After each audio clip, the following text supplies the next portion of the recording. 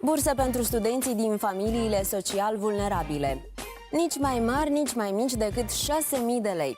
Ministerul Educației și Ministerul Muncii, Protecției Sociale și Familiei din Republica Moldova, în parteneriat cu o bancă comercială, anunță lansarea proiectului Bursă pentru viitorul tău. În cadrul programului vor fi oferite 50 de burse a câte 6.000 de lei pentru un an universitar.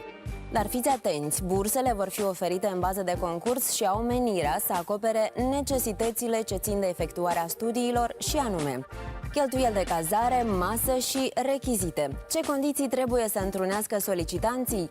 Să fie cetățeni și rezidenți ai Republicii Moldova, să posede cel puțin o caracteristică social vulnerabilă din cele menționate mai jos, tineri ce provin din familii cu venituri modeste care să nu depășească 1.100 de lei lunar, tineri ce provin din familii incomplete, tineri ce provin din familii cu 3 și mai mulți copii, tineri orfani și tineri rămași fără îngrijirea părinților, tineri cu dizabilități. Să fie studenți înmatriculați la studii cu frecvență la zi în anul 1, ciclu licență. Să dea dovadă de o reușită academică bună. Să demonstreze participarea în activități extracurriculare și de voluntariat. Să fie motivați pentru a face studii profunde.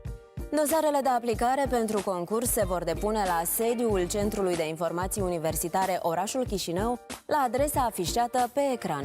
Data limită de prezentare a dosarelor este 28 noiembrie 2014, ora 17.